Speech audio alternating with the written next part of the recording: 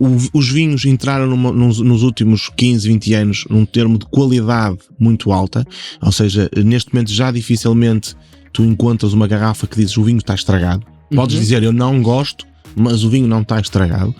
E depois o consumo, ou seja, tornou-se fancy, beber está chique, está com um copo de vinho na mão e que isso é uma procura, como nas redes sociais, tiraram uma fotografia com uma garrafa premium, que me dizer que bebeu, fazer um hashtag e por aí fora, que tornou-se isso interessante. Deixou de ser a bebida, quem bebe vinho era a pessoa idosa, velha, e neste momento tornou-se fancy beber, tornou-se elegante estar com uma taça. Existe esta cultura que está a crescer.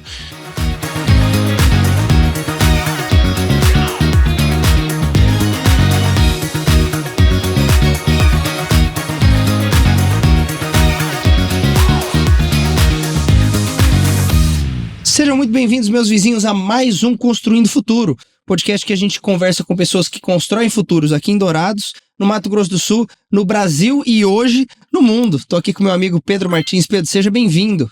Obrigado, Vitor, e obrigado aqui ao Dourados e aos vizinhos pelo convite de estar aqui neste podcast. Imagina, o Pedro vem de Portugal.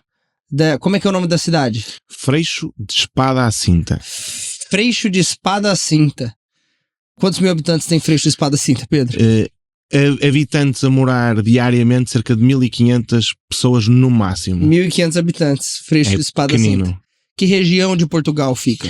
Freixo de Espada à Cinta fica alinhado com o Porto, mas encostado à Espanha. O nosso vizinho é a Espanha. É o início, eu costumo dizer, é o início da região de Mercado do Douro, onde o Douro, nós dizemos muitas vezes lá em Freixo, o Douro começa aqui porque existe, ou seja, existe a cidade, Freixo de Espada à Cinta, e depois existem umas pequenas vilas que pertencem à cidade, que é Fornos. Mas quantos habitantes têm essas vilas? Há umas com 10 pessoas, pequeníssimas. Masouco acho que são 10, 15 pessoas. Então existe Fornos e Lagoaça que pertence a Freixo de Espada à Cinta, mas as uvas não são Douro. Então nós dizemos muitas vezes em Freixo de Espada à Cinta o Douro começa aqui por causa disso. Quando a gente fala de Douro, a gente está falando, é uma região, o que caracteriza o Douro? Ele é um estado de Portugal? Ele é uma região geográfica? O Douro é uma região demarcada de vinhos, em que engloba vários estados, como vocês dizem aqui, Freixo de Espada à Cinta, Vila Real, São João da Pesqueira, Foscoa, Torre de Moncorvo, e Régua, Lamego e Mesão Frio, salvo erro. Depois existe mais uma outra, mas não me estou a lembrar de todas. É uma região onde a influência do lençol freático do rio influencia a terra, que por sua vez influencia o terroir.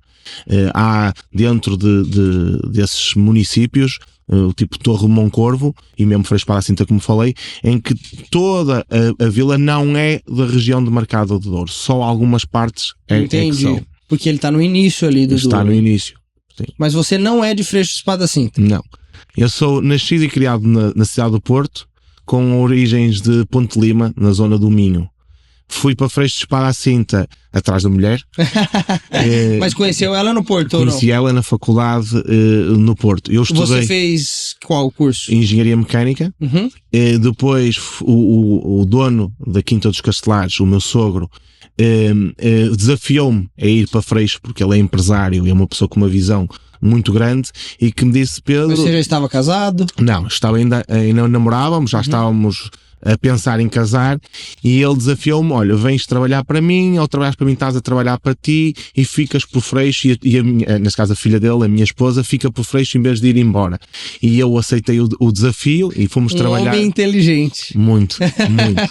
Como é o nome dele? Manuel Joaquim Caldeira. Manuel Joaquim Caldeira.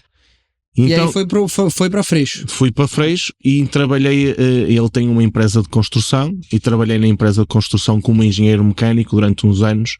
A engenharia abre muitas portas, né, e possibilidades. Eu acho que a engenharia abre-nos os horizontes, ficamos com uma mente mais aberta, conseguimos olhar para os problemas sem eles serem problemas, ou seja, olhar para o dito problema e procurar uma solução. Ver aquilo sempre como uma mais-valia e nunca como uma coisa pejorativa. Sim. E você Então foi para Freixo e já começou a trabalhar com o seu sogro. Como é que foi esse processo? E o que ele fazia? Ah, não, desculpa. Você começou a trabalhar na parte da construtora, né? Sim. E ele tinha já a empresa agrícola, já tinha a casa agrícola, a dona da Quinta dos Castelares, mas era a empresa em que ele vendia a uva a outros produtores, vendia a amêndoa, que também produz amêndoa, também produz a azeitona, e vendia isso tudo. Essa amêndoa é a amêndoa mesmo, não é nocciola em italiano, não é avelã, é amêndoa. Não, é mesmo amêndoa. Então não tem trufa. Não tem, não, antes tivesse. E então ele vendia isso para uma cooperativa. E disse-me, opá, Pedro, o meu sonho... Uva, amêndoa, azeite. E na altura também tínhamos leite de ovelha, também tínhamos ovelhas. E ele disse-me, o meu sonho é ter uma marca de vinhos, isto finais de 2010. E eu disse, eu estava por seu Caldeira, seu Caldeira, se o seu sonho é isso, vamos fazer. E começamos a preparar a nossa imagem, a preparar tudo, e em 2011 fizemos a nossa primeira vendima. O ano, foi o que eu digo, que é fabuloso, o ano 2011, que foi um dos melhores anos de sempre. Então, mas a sorte também protege os audazes, ou seja, nós arriscamos e correu bem.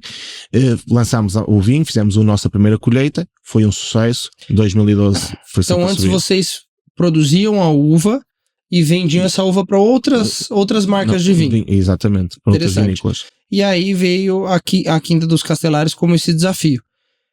Da onde veio o nome? Sabe por que eu te pergunto? Eu acho o nome muito forte, e ele é um nome, eu não sei porquê, não sei explicar, que mesmo que você nunca ouviu falar, quando você ouve, parece que você já conhece. É um nome muito familiar. Quinta dos Castelares, ou seja, Freixo Espada à Cinta, na altura dos reis, tinha um castelo e tinha 7 pequenas atalaias, que são castelos pequeninos, fora, para proteger o reinado. Acabou a altura dos reis, esses castinhos, essas atalaias foram-se destruindo, e foneticamente as pessoas diziam, onde é que vais? Vou ali àquele castelinho.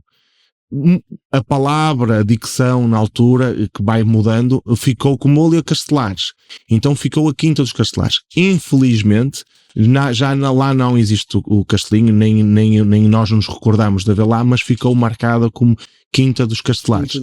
E depois também tem uma coisa que eu acho que é o que te marca, é que o nosso nome, nós temos Castelo, e depois temos um A grande, Ares. Já é um bom nome para um empreendimento. Então nós temos o Hectares, o Ares, e o próximo pode ser o Castelares. Vamos colocar umas uvas, já vem com a garrafa de vinho, terreno. É uma boa ideia. Uma boa parceria. Então no começo, como é que é essa transição? Tem que comprar maquinário, montar a marca, organizar com distribuidores. É uma marca nova, ninguém conhece, né? Apesar de ter o histórico da produção. Não, ninguém conhece. E, acima de tudo, como nós fizemos foi um passo devagarinho. Nunca dar um passo maior que as pernas. Ou seja, nós tínhamos na altura cerca de 70 hectares de vinha já, em que começámos a produzir numa adega alugada, em que prestavam serviço, entregavam a uva, faziam como nós queríamos, e depois, quando o projeto já estava, em 2014, já a ter algum resultado, já estava a ser uma aceitação no mercado, foi quando iniciamos a construção da adega nova, que inauguramos em 2015, com cerca de 2.300 metros quadrados. A parte estratégica, a parte mais difícil, que é a parte comercial, foi delineada uma estratégia, e a nossa estratégia baseia-se em respeitar o nosso parceiro e, acima de tudo, ser nosso parceiro. Ou seja, nós em Portugal dividimos o país por zonas e temos por zona exclusivo. Só se pode comprar o vinho, um representante por nós, só daquele. E depois, internacionalmente, por país. Aqui no Brasil temos a Rota do Azeite, e aqui em Dourados a Larinho Vinhos, que são os nossos parceiros. Qualquer pessoa que queira comprar um vinho nosso, da nossa empresa, tem que ir através da Rota do Azeite, que depois passa por outros distribuidores aqui dentro do país. Nesta imensidão de país que é, nós só temos quando se podia ter 5, 6, 7 por zonas, mas depois o que é que eu idealizo é que quando a marca começa a ser conhecida, facilmente vem do Rio de Janeiro aqui vender.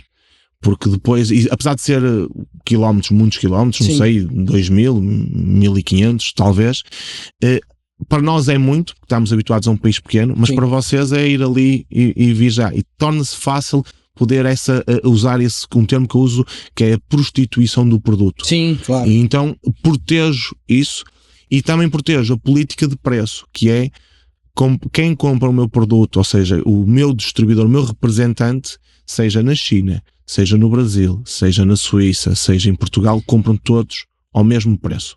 O preço é igual para toda a gente. Que legal. Porque o mundo é uma ervilha. Exatamente. E rapidamente se conhecia o da Suíça com o do Brasil e descobriam que havia uma diferença de preços porque eu estava a ganhar mais dinheiro num do que no outro. Então não, nós temos esta estratégia que faz com que haja um respeito. E ao mesmo tempo também tento entender o mercado.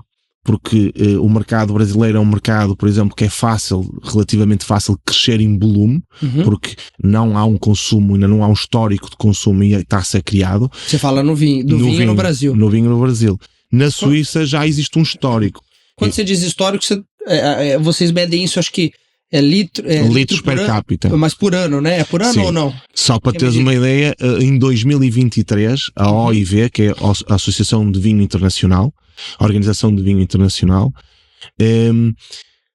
saiu a 2023 Portugal com 61,7 litros per capita, o Brasil com 2,4. 2,4. Então tem gente tomando pouquíssimo vinho, porque só lá em casa, na adega do Pireca, gente toma bastante. Vocês tomam os vossos tá dois. Ajudando nessa média aí. Os dois e mais uns quantos. Cadinho. Estamos na média dos 60, viu? É capaz.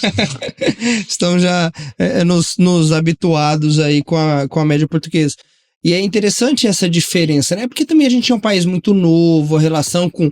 Nós não produzimos, né? Na verdade, sim, produz no sul, mas...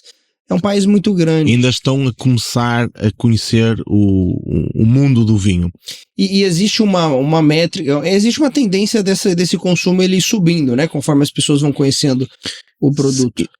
Sim, concordo. Existe também a parte das... Eu acho que existe aqui 2 ou 3 situações, que é as redes sociais. Sim. Que faz com que ande uma divulgação. Depois, os vinhos entraram nos últimos 15, 20 anos num termo de qualidade muito alta, ou seja, neste momento já dificilmente tu encontras uma garrafa que dizes o vinho está estragado. Podes dizer eu não gosto, mas o vinho não está estragado. E depois o consumo, ou seja, tornou-se fancy, beber está chique, está com um copo de vinho na mão. E que isso é uma procura, como nas redes sociais, tiraram uma fotografia com uma garrafa premium, que me dizer que bebeu, fazer um hashtag e por aí fora, que tornou-se isso interessante. Deixou de ser a bebida, quem bebe vinho era a pessoa idosa, velha, e neste momento tornou-se fancy, beber, tornou-se elegante, está com uma taça. Existe esta cultura que está a crescer, que é, logicamente, para nós produtores, benéfica, apesar de eu achar que existe aqui um complô contra o álcool. Existe a nível mundial que o álcool provoca cancro, que o álcool é prejudicial, quando eu acho... Nunca é o açúcar, né? É sempre o álcool. Exatamente. Eu acho é o álcool, é a carne, nunca é o açúcar. Nunca é o açúcar. Aqui temos os biscoitos, a bolachinha, o chocolate, que eu acho que é muito mais prejudicial. Eu acho... Desde quando a gente nasce, a gente começa a morrer, né? Então, é um processo gradativo. Mas, se você for observar, eu gosto muito de uma minissérie, chamada, aqui no Brasil, Blue Zones, Como Viver Até os 100 Anos, na Netflix. Já assistiu? Não, ainda não. Recomendo. É um rapaz que estuda há 20 anos, um pouco mais, essas regiões do mundo onde tem um índice grande de centenários. E essa longevidade está muito mais ligada a movimentação física, estresse, comunidade, religião, um contato, um exercício espiritual, do que com a alimentação. Claro que quando a gente fala de alimentações variadas, não estão falando de fast food ou industrializados, ultraprocessados, mas é curioso até que ele fala que lá em Okinawa, no Japão, se come uma certa alimentação, um pouco mais natural que eu digo mais vegetal, leguminosas e tudo mais, mas quando ele vai para a Itália, eu esqueci a região, eu acho que é ali pertinho de Cinque Terre, alguma coisa assim, massa, né? Porque, nossa, o carboidrato faz mal, e as velhinhas tudo comendo um monte de macarrão o dia todo, e aí ele vai para Costa Rica, enfim, ele vai rodando o mundo e você vê que a alimentação ela é variada e o consumo de álcool ele é bem presente. Ele é bem presente. Não em quantidades, às vezes a gente vê, principalmente os mais jovens, aquela quantidade exagerada, mas é um consumo frequente. Então, eu concordo com você que existe uma tentativa de relativização das coisas. Do álcool. É o ovo, é a carne, é o álcool, mas nunca é o açúcar. Exatamente. Eu acho que uma das coisas que faz com que nós podemos estar a descer a nossa esperança de vida é o stress, é o telemóvel, é a ansiedade, é estar sempre conectado com o mundo, apesar de olharmos, mas cada vez as pessoas falecem ou morrem mais tarde. Mas porque também temos muito a parte medicinal, médica, que cresceu e evoluiu e nos dão medicamentos para nós aguentarmos. Agora, nós vemos o stress que nós temos e eu acho que nós devemos saber separar e ter tempo na nossa vida, que temos de ter tempo para trabalhar, tempo para fazer exercício, espairecer, estar com a família, estar com os amigos, estar com convívios como fizemos ontem, em que todas aquelas 250 pessoas no número redondo estávamos lá, ninguém se estava preocupado com o trabalho. Não. Ninguém estava, toda a gente a divertir, toda a gente a beber um bom copo de vinho. Pouquíssimos no celular, no telemóvel. O que se via era só o celular a tirar as fotos, mais nada. E havia esse convívio. E é isso que faz falta. A competitividade que existe no mercado faz com que nós fiquemos mais rancorosos, mais invejosos, que eu acho que é prejudicial. Eu costumo dizer, por exemplo, na parte da competitividade, nós, os portugueses, no mundo dos vinhos, não devíamos ser competitivos uns contra os outros. E eu não sei, Vítor, mas sabes, em Portugal, o vinho produzido em Portugal é 2,98% do vinho do mundo. Com 2,98%, como é que eu posso, Quinta dos Castelães, que produz números redondos, 650.700 garrafas, pode ser concorrente a outro que produz 300 ou 400 mil? Somos 0,0001%, ou seja, não é.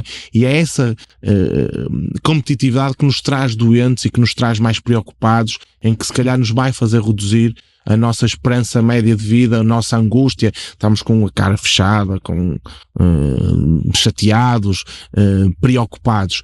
E é isso que faz com que mude muito a maneira de estar. E logicamente depois, como estamos aqui a falar da comida, o que metemos para dentro também, ou seja, uma das coisas que eu faço, e a Quinta dos Castelares, todos os seus produtos são orgânicos. Alguns lá vocês chamam de biológico? Biológico. Nós somos orgânicos, e somos orgânicos porque eu defendo, com 42 anos, e eu quando era miúdo tinha 4 estações climatéricas. Sim. O outono, o inverno, o verão e primavera. Hoje está a chover, e não, falei com os meus filhos há um bocado, estava a chover e a trovoar em Freixo. Amanhã é capaz de estar sol, depois é capaz de estar frio. Ou seja, deixamos de ter um clima mediterrâneo definido e passamos para um clima tropical. E eu acho que isso é muito do que nós fazemos à terra, dos produtos fitofármacos, da poluição. Então eu optei em 2013 a conversão da agricultura para orgânico, e em 2015 e 2016 a fazer vinhos orgânicos, porque defendo que é isso que nós metemos para dentro do corpo. Sim. É isso que nós prejudicamos. Na nossa vinha, Vítor, tu consegues encontrar mosquitos, joaninhas, borboletas, formigas. Existe aquele microflora todo lá. Quando se formos a uma vinha ao lado, que é usado glifosato, por exemplo, está tudo queimado, não vês uma joaninha, não vês nada. Ou seja, automaticamente há ali um combate químico que depois nós vamos consumi-lo. Quando você fala de orgânico, biológico, é o não uso de alguns pesticidas, o que mais que no processo que dá o selo de orgânico? O processo do orgânico é desde a viticultura, da produção da uva, até à parte do engarrafamento. Nós podemos usar alguns produtos, como o cobre, como o enxofre, boro, fósforo, mas não podemos usar fitofármacos de contacto que lhe traz mais nutrientes, que faz com que a uva, por exemplo, cresça mais, que tenha mais açúcar. Não podemos usar nada disso. E, logicamente, não podemos usar o glifosato. Dentro da adega, todo o processo de fermentação pode ser feito com leveduras de compra, de saco, mas leveduras que respeitem o carácter do vinho, ou seja, não pode ser leveduras que sejam transformadas quimicamente transgénicas, por exemplo. E depois os níveis de sulfuroso, do SO2 que se põe no vinho, são níveis muito mais baixos. Por exemplo, na Europa o limite máximo é 150 partes por milhão, aqui na América é 100. Como a Quinta dos Castelares vende para aqui, o nosso vinho é o mesmo, então nós usamos o limite máximo de 100 para o mundo todo. Que é para respeitar a parte de... O mesmo padrão para o mundo todo. O vinho que tu beberes, Quinta dos Castelares, por exemplo, Grande Reserva 2019, no Brasil, que vinho bom. Se beberes em Portugal, obrigado, se beberes em Portugal, o vinho é o mesmo. Pode haver aqui uma influência da linha do Equador, mas é o mesmo lote, é o mesmo blend, é tudo igual. É um lote para o mundo todo, não há dois lotes diferentes. Então você abre a garrafa, tem um pouquinho de Portugal ali dentro. Tem um pouquinho de Portugal. E tem uma identidade, tem uma paixão. Nós aqui em Todos os Castelares, como falaste, eu sou engenheiro mecânico, mas depois fiz formações, pós-graduação em enologia, e assumi a enologia da Quinta desde 2017 para a frente. Sim. Porquê? Porque acho que os vinhos têm que ter a identidade da família e não a identidade de um enólogo que seja consultor, que tenha prémios, que dê 10, 12 consultadorias, porque isso vai fazer a identidade dessa pessoa e não a identidade da família. Ou seja, tem que ser como nós, o seu Caldeira, a Sandra, o Paulo, que é a família da Dona Helena, e eu e os meus filhos vemos, que somos a família, vemos os vinhos e tem que ter a nossa identidade. E como é que é esse desafio? Por exemplo, você não era da área dos vinhos e aí de repente você está ali, é diretor de uma empresa que produz, mas não tem um enólogo consultor, mas ao mesmo tempo a qualidade dos vinhos é muito boa. Como que é para evoluir o paladar e alcançar e tomar essas decisões corretas? É fazer uma coisa que todos nós gostamos, que é beber muito vinho. E depois a qualidade do produto não está dentro da adega. A qualidade do produto está na vinha. Ou seja, eu dou muitas vezes o exemplo da cozinha. Uma boa carne, uma boa proteína, com um bom chefe fica um prato fabuloso. Mas se for com um mau chefe, fica um prato que se come. Mas se a proteína for fraca, nem o melhor chefe consegue fazer um grande prato. E isso é tentar respeitar a proteína, ou seja, a uva, a melhor qualidade possível. Dentro da adega, é tentar não estragar. Usar, tu gostas de fazer churrasco, usar o lume certo. Está muito quente, vamos um bocadinho mais acima. E aquela parte básica, tentar respeitar isso é relativamente simples, porque é usar temperaturas, ou seja, a fermentação do vinho usa uma temperatura, que é quando o açúcar começa a ser consumido, o vinho aquece e nós temos umas camisas de frio e que vamos pondo mais frio para baixar a temperatura. Que temperatura que ele tem que ficar ali da fermentação? Para mim, de tudo depende do álcool provável que o vinho tem, mas rondará entre os 20 e os 24 graus de temperatura e tentar manter, mas é jogar com essa parte. A parte mais complexa é juntar os vinhos, juntar uma Touriga Nacional com uma Franca, com uma Roriz e escolher uma barrica. E isso é que vem a nossa assinatura. Ou seja, vem o que gosta, se gosta de vinhos com mais fruta, menos fruta, mais corpo, mais tanino, e é aí que vem a nossa paixão e a nossa identidade. Logicamente na adega sou eu, é a minha equipa que é neste momento o Manel, eu sou o Caldeira, e que provamos e olha, nós gostamos mais disto, ok? Vamos fazendo algumas experiências como se estivéssemos a fazer uma omelete com um filho pequenino e olha, partes o ovo, misturas. É legal, a gente estava conversando sobre as semelhanças do jeito que vocês trabalham lá na Quinta do Castelares, nós aqui na São Bento, no Hectares, e porque nós não somos da área da arquitetura nem da engenharia, a gente dá os nossos pitacos, claro que tem os profissionais que nos auxiliam, mas é muito essa questão de manter a identidade da família, da visão, das viagens, experiências que você tem, do que você lê, do que você estuda. Exatamente. Então o resultado final ele é diferente. Claro que você pega uma outra empresa, pelo menos da nossa área, né? e da de vocês eu acho também. Tem outras empresas com outras estratégias e tem bons resultados, mas cada um trabalha com a sua estratégia, com a sua identidade. Falando desse processo biológico, orgânico de produção, claro que eu sei que vocês ganham em qualidade, isso é inquestionável. Mas você acaba perdendo um pouco da quantidade de produção por área plantável? No início, ou seja, quando nós fizemos a vinha, quando eu peguei em 2011, 2012, a vinha não era biológica, orgânica. Quando nós fizemos a conversão, nós tivemos um decréscimo. Ou seja, tu que gostas de fazer desporto e que paraste há um ano mais ou menos. Agora, estou voltando. Quando agora começares, vai custar aqueles treinos de 40 minutos, já não é a mesma coisa. E a vinha é exatamente o mesmo, ou seja, imagina que tu estiveste nesse processo de não orgânico, agora estás a voltar para o orgânico e só daqui a 2 meses é que tu vais estar a começar e daqui a 1 ano é que vais estar outra vez no top. O que acontece é que a vinha produzia, imagina, 4 toneladas por hectare. Quando passou ao orgânico, aqueles 3, 4 anos que demorou, ela teve uma redução para 3 e 2. E agora, se calhar, está com 4,5, 5. Vai recuperando. Mas também porque usamos, se calhar pela formação, pela parte da engenharia mecânica, usamos uma coisa que é um termo que agora usa-se muito, que é a viticultura de precisão. E nós já a fazemos há muito tempo. O que é isto? Nós fazemos análise à terra todos os anos, 2, 3 vezes, para saber que nutrição é que aquela terra tem. Depois fazemos análise à seiva da videira, que é feita até na Holanda, foi a semana passada para a Holanda. Legal. Para nós sabermos o que é que a planta, que nutrição é que a planta tem. Porque o chão pode ter mas a planta pode não estar a absorver. E depois da vindima voltamos a fazer exatamente a mesma análise e sabemos o que é que foi consumido do chão e o que é que foi consumido da planta. Interessante. A vindima é a colheita, safra, né? A colheita.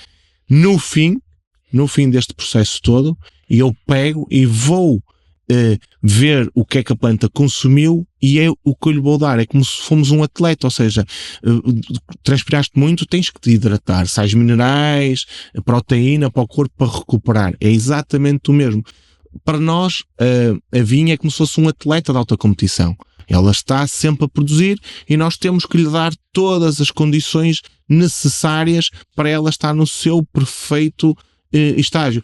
Fazemos voos com drone para saber como é que está a parede vegetativa, ou seja, temos esse mapeamento que depois não é só no primeiro ano. Ou seja, tem a haver uma junção de vários anos com registros climatéricos, com posições de vinha, com tratamentos, o que é que foi feito naquela área, este ano, em que dia, quantidades, e depois é pegar nessa base de dados e analisá-la e tentar melhorar.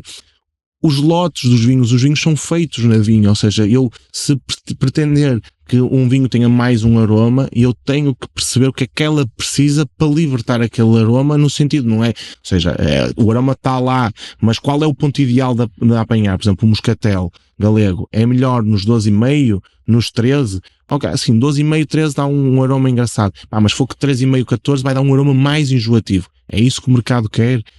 Ok, não. Estas questões climatéricas que estão a alterar, e falámos hoje de manhã, antes de chegarmos aqui ao podcast, que estão a adiantar um mês a vindima. Ou seja, o que é que nós podemos fazer para atrasar isso? Não com químico. Um dos processos que nós estamos a usar, e já andamos há uns anos a fazer, é atrasar a poda para a produção da uva ser mais tarde um bocado para tentar compensar.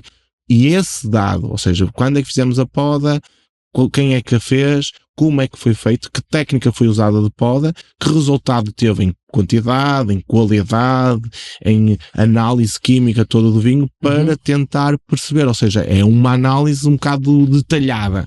Esse processo do início ao fim, porque a vinha ela tá lá, ela existe há anos.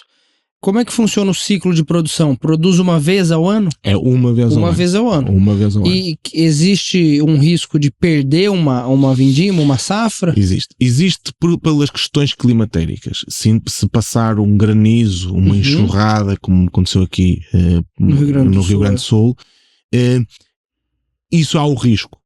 Mas é como ao negócio. Sim, claro, exatamente. Ou seja, nós temos... A nossa grande vantagem é que, como a nossa propriedade neste momento já está com cerca de 145 hectares de vinha, dificilmente, com várias exposições, com viradas a norte, a sul, altitude de 200 metros junto ao rio. São juntas? 100 hectares de vinha são à volta da adega e os restantes 45 é junto ao rio, mas distam 5 km umas das outras. Mas estas diferentes posições, a usar a mesma Touriga Nacional, a mesma casta, junto ao rio a 200 metros, a Touriga Nacional a 450, a Touriga Nacional a 600, são vinhos diferentes, porque nós temos as vinhas desde os 200 aos 710 de altitude, e isto dá uma acidez. Tu ontem bebeste os vinhos que são, há aquela acidez que não queima na garganta. Sim. Porquê? Porque é uma acidez natural, não é uma acidez trabalhada, não é uma acidez com adições de ácidos, isso vem da parte da altitude em que estão as vinhas. Pois é, brincar, é apanhar, ou seja, precisamos de vinhos com um teor alcoólico mais alto. Vamos vendimar mais tarde junto ao rio. Precisamos de mais frescura. Por exemplo, nós temos um vinho que é o Sublime 100% Touriga Nacional, 15 de álcool, 15, mas bebe-se muito bem. Vinhas a cerca de 650 metros de altitude, uma Touriga Nacional, que lhe dá uma frescura. Está lá o álcool, depois quando bebemos, levantamos, sentimos. Sim. Mas inicialmente não queima porque tem essa parte natural, e é brincarmos com isso. A gente chama aqui no Brasil de me engana que eu gosto. Tem bastante álcool, você não sente, mas a hora que levanta... Exatamente. Que bacana. E você ontem comentou que tem um rótulo de vocês que é o nome do seu sogro, né? Que é Manuel Joaquim Caldeira. Correto. E aí, só que ele muda todo ano. Conta um pouquinho dessa história pra gente, que eu achei isso muito bom. Nós temos 2 vinhos com o nome dele. Temos o primeiro vinho que, assim, eu como enólogo, a coisa que mais me fascina fazer é brancos.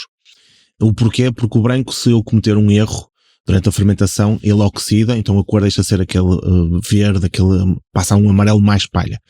E para mim, um dos melhores dos mundos são franceses, e eu consegui fazer um nesse carácter, que é o Manuel Caldeira Branco. Que legal. E não disse a ninguém, e resolvi oferecer esse vinho numa festa, porque acho que devemos dizer às pessoas que gostamos delas em vida.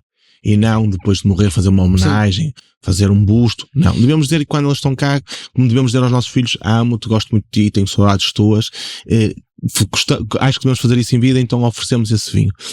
E depois de ter feito esse vinho, ele ficou comovido, foi um desafiante, porque é o meu sogro que trata da viticultura toda, em que ele todos os dias da vindima ele trata da rega, ele trata de decidir o que é que os homens vão fazer à vinha, na altura que vão fazer, ou seja, há uma conversa connosco dentro da adega, com a equipa, mas é ele que dá essas diretrizes no pessoal. E durante a vindima ele acompanha todos os dias, e chega lá à adega e diz: Pedro, esta Touriga Nacional é a melhor Touriga Nacional da adega. Nós vindimamos tudo separado. Então aquilo é marcado como a Touriga Nacional Manuel Caldeira, porque é o que ele diz.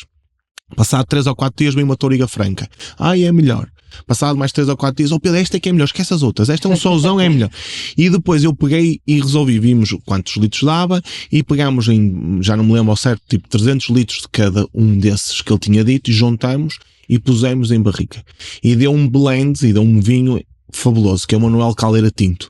Então ele é um blend dessas sensações que ele vai sentindo ao longo da colheita da vindima. Exatamente. E depois, no ano a seguir, volta a dizer, mas já se calhar já não põe uma Touriga Nacional, já diz que é uma muda totalmente diferente. Então ele é um blend que ele faz, que eu digo faz de olhos fechados, porque ele não prova o vinho, é o que ele vê da uva, a uva que ele prova de boca e diz, eu gosto desta, é para mim. E nós vamos fazer esse blend, então saiu o Manuel Caldeira Tinto dessa maneira. Foi ali um conjunto em que depois também uma pessoa que quando investiu neste negócio já tinha quase 60 anos, em que achamos que tem lógica ser dono de uma vinícola, ter um vinho com o nome dele para lhe dar o prazer maior, que é a grande paixão dele, que é a agricultura. Sim. E eu hoje, por conta da experiência, né, tô há 12 anos na São Bento, eu olho uma área sem nada e eu consigo enxergar o loteamento ali. Você consegue sentir o sabor do vinho sem estar com ele na boca? Não, o sabor não. Consigo. Mas a sensação, né? O aroma. Eu consigo, no nariz, ao cheirar o vinho, perceber se é logo à partida um grande vinho. Conseguimos ter essa sensação. E na uva também, igual? Na uva, quando a uva chega e nós provamos, porque há 2 ou 3 características na uva, que é quando pomos a uva na boca, mastigamos com a semente, ou mordes a semente e fazes força, se ela estala. Se ela estalar muito rapidamente, e dar assim um gostinho a madeira, o potencial dessa uva é muito bom. Porquê? Porque está, logicamente, com depois o sumo que ela dá, a polpa da uva, se é muito, tem muito pectina, ou seja, se é muito esponjosa ou não, isso todo o conjunto nós conseguimos falar, ok, aqui à partida está aqui uma boa uva. Depois, logicamente, temos de fazer uma análise para saber o álcool, o que é que aquilo vai dar, se está toda correta em termos de pH e tudo. Mas à partida, essa primeira sensação, quando mordemos a uva, e se nós provamos todas, não é todas as uvas, logicamente, mas todas os lotes de uva que vão chegando, porque os tátuas vão chegando, é provado por mim ou pela minha equipa, que é o Manuel, vamos provando, vamos, ok, isto mantém o potencial e vamos mantendo para haver logo uma seleção. Por isso é que dentro da vinícola também temos os tanques de fermentação, 3 tanques diferentes, porque há uns que para mim fazem fermentações mais encorpadas, então quando tem essa uva vai para aqueles tanques, e a outra quando não há aquela característica vai para um tanque diferente que faz um processo de maceração completamente disparo, completamente diferente. Legal. E você hoje, quanto tempo leva para fazer a colheita desses? São 140 hectares, né? 145. Nós, desde que começamos a colheita, são cerca de 60 dias a apanhar. 60 dias colhendo. Só paramos ao domingo. Há muita gente que vende ao domingo, nós não compramos uva, ou seja, a uva é nossa, e nós achamos que o domingo é um dia religioso. Sim. É um dia que nós dentro da adega temos que trabalhar, porque quando começa uma fermentação nós temos que estar lá a ver, mas as pessoas que trabalham sol a sol, à chuva, ao frio, que são as pessoas que estão connosco desde o início, têm que ter o descanso delas e têm que ter a parte religiosa delas. Mesmo que se for durante a vendima, os 60 dias, houver um feriado religioso, nós paramos e não vendimamos. Temos que respeitar aquilo que falámos, temos que ter o nosso espírito, nós temos que... Disseste que quando nós nascemos começámos uma fase de crescente à procura da morte. Nós temos de ter o nosso espírito, nós temos sempre, mesmo que não acreditem, e eu acredito seriamente, nós temos sempre alguém acima de nós, que é quem nos deita a mão, e é esse respeito que nós temos que dar aos nossos trabalhadores, exatamente, queiram eles aproveitar ou não, isso é cada um. E até o sabor do vinho fica diferente, né? Uma colheita calma, uma colheita tranquila. E ao amor. Sim. Muito, né?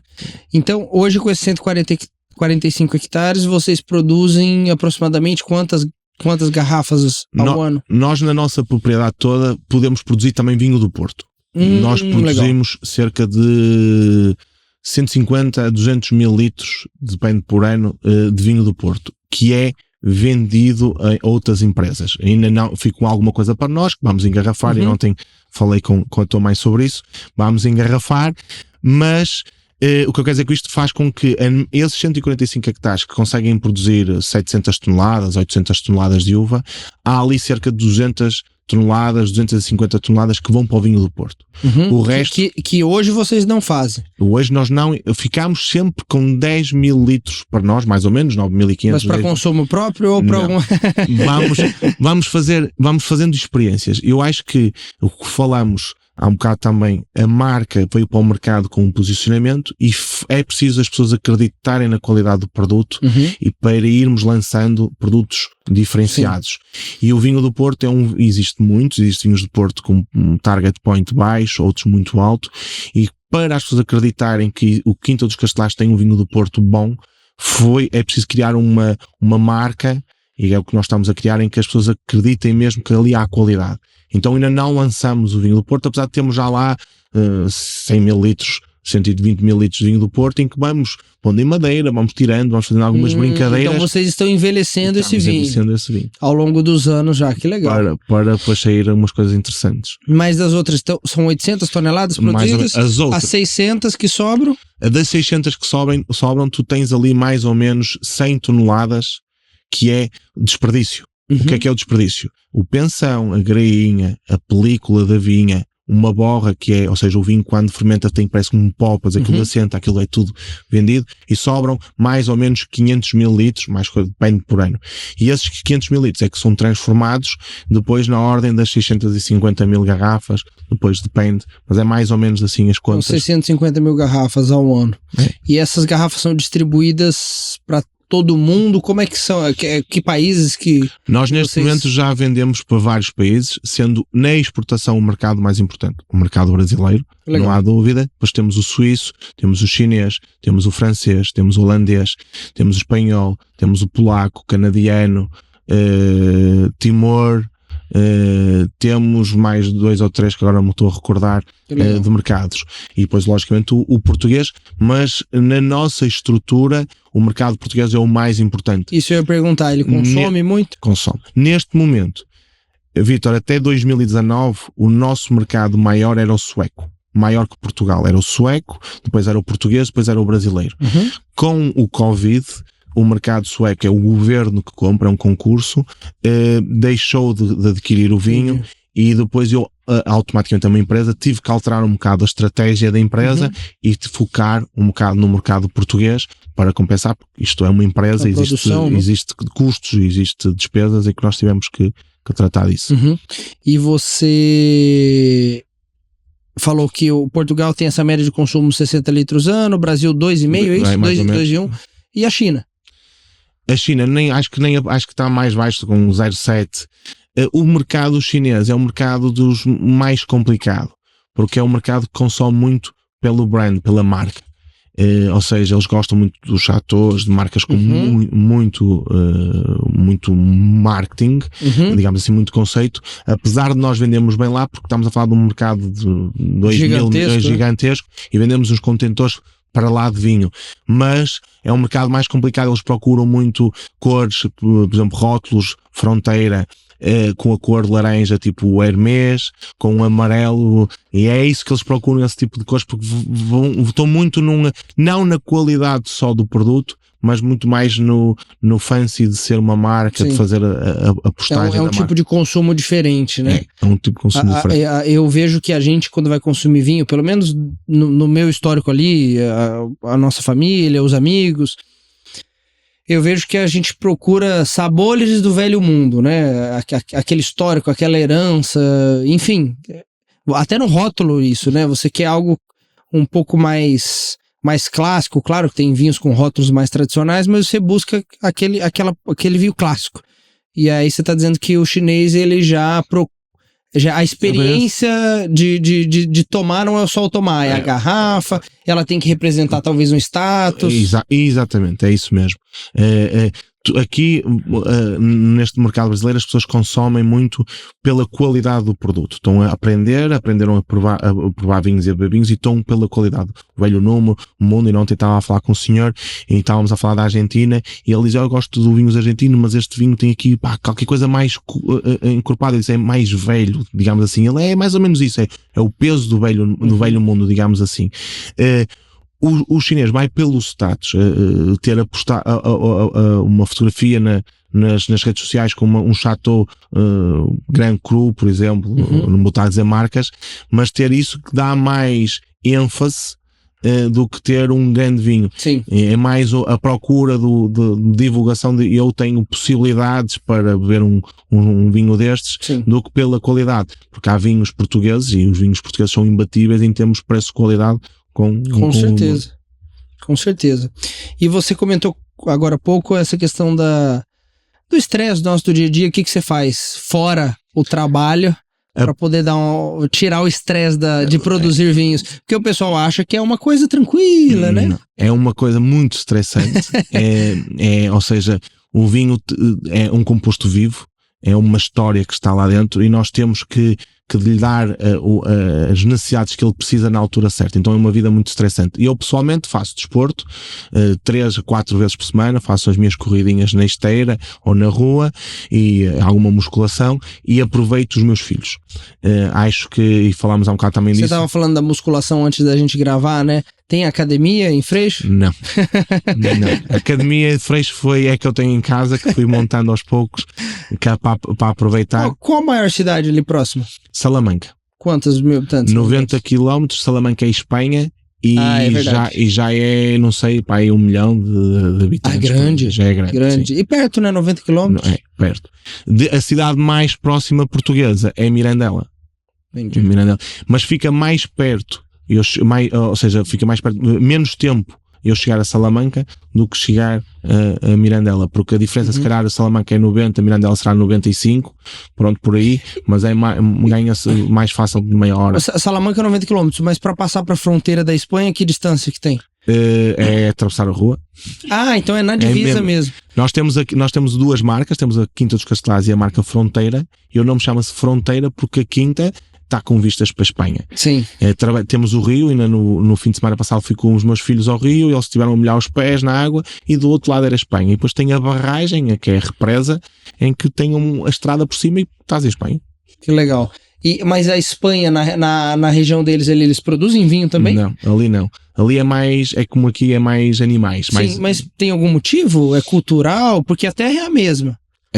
Sim, a terra é mais ou menos. Eu acho que não produzem porque é monte. E não são malucos como os portugueses que pegaram nos montes e construíram vinhas. Faz o Ramon e tá tudo certo. Perfeito. Cada um contribui com a sua parte. Mas você tava falando, desculpa, da academia, dos meninos. É aproveitar o tempo. Você tem 2 filhos, né? O Pedro e o Ruizinho. E o Rui. E é aproveitar com eles, dar-lhes memórias, aquilo que falámos, ou seja, eu acho que independentemente do trabalho que fazemos, de tudo que podamos ganhar, em termos monetários, carros, casas, etc., é aproveitar dar-lhes memórias. Eu aproveito os meus filhos para levar o meu filho mais novo, por exemplo, o Ruizinho, tem 6 anos, ele já foi a museu, já foi a teatro, já foi a concertos, levei um concerto no Porto há 2 fins de semana atrás, e porquê? Dar-lhe aquelas vivências que eles precisam, e recordarem, dizerem, tipo, quando o pai não estiver cá e a mãe, dizerem o meu primeiro concerto, o meu pai levou-me aquele ali ao Mel Arena e eu vi neste caso foi um programa da rádio que cantam, que é comercial, vi o programa da comercial, ou fui ao museu. Eu evito fazer férias com os meus filhos fora de Portugal. Porquê? Porque eu acho que eles têm que conhecer a história de Portugal. E depois vão uma história muito rica, muito longa também. Então, fim de semanas prolongados, foram aos Jerónimos, foram ao Belém, foram ao Oceanário, foram ao Jardim Zoológico em Lisboa, foram a Fátima, foram ao ao Mosteiro da Batalha, foram já a Coimbra, ou seja, conhecer a cultura portuguesa para depois poderem conhecer, porque senão vão estar a falar daqui a uns anos com amigos e não sabem o que é Portugal. E eu acho que é, acima de tudo, respeitar as nossas raízes que nós temos. E faz parte da identidade até da empresa de vocês, né? Das empresas, do grupo empresarial ali da família. Uma coisa que não contei ontem, não me lembrei, a nossa imagem é inspirada na porta da igreja de Freixo. Que legal. Freixo para assim é conhecida por ser capital da arquitetura manuelina. A igreja é fabulosa, ela ainda tem uma porta muito trabalhada e nós fomos inspirar na porta da igreja para replicar aquele losango, digamos assim, à volta da porta nos rótulos, para sobressair, porque podíamos pôr outra coisa qualquer, um ramo de flores, um desenho, uma obra de arte, contratar um designer qualquer e fazer aquilo. Então optamos por ser as nossas raízes. Por exemplo, no caso do rótulo Fronteira tem uma águia. Porque quando estamos nessa quinta, temos um monte com cerca de 800 metros de altitude, ou seja, mais de 200, ou seja, 600 metros de altitude, e o que vês é águias. Mas vês 20, 30 águias a voar. Então eu representei a águia e muito levezinho no rótulo estão os montes que se vê, que é o que se vê daquela vinha. Que legal. Que é para representar, ou seja, haver uma identidade, haver um caminho para as pessoas entenderem a história e não ser só o produto então, quando a pessoa está com a garrafa ali, ela olhando o rótulo, ela não só está sentindo o sabor, mas um pouco da experiência da onde veio aquela uva ali. É isso mesmo. Que legal, que bacana. É isso que procuramos. Meu amigo, muito obrigado. Obrigado pela presença, agradeço você ter vindo aqui prestigiar a nossa noite do vinho, né? Muito obrigado, eu que agradeço o convite. O pessoal ouviu a apresentação quietinho, obedientes. Puseram-me nervoso porque 250 pessoas que nem respiravam ali meia hora. Já falou para 250 pessoas, Pedro? Aqui no Brasil falei uma vez não para 250, mas para 220, mas faziam mais barulho, que eles estavam muito bem comportados. Fomos um bom exemplo. Foram um bom exemplo. Mas obrigado, seja sempre bem-vindo. Quando estiver por aqui, nós estamos à disposição. E quem sabe tá saindo vou deixar no mistério ainda, mas tá saindo uma desafio. Viagem aí pra gente visitar. Foi extremamente engraçado, um desafio feito à meia da noite que eu acho que vai dar uma boa história pra contar. Eu acho que sim. Mas aí o que a gente faz? A gente cumpre o desafio e aí você vem aqui de novo pra gente contar como começou e como é que foi a experiência. Concordo. A gente faz um vídeo com contando toda essa experiência do início ao fim, e depois vim aqui gravar. Acho que ficava fabuloso. Muito obrigado. Obrigado. Pessoal, toda quinta-feira, vocês sabem, às 19 horas, acompanha aqui o Construindo Futuros. Não esquece de clicar aqui no botão de se inscrever e ativar o sininho também. Valeu?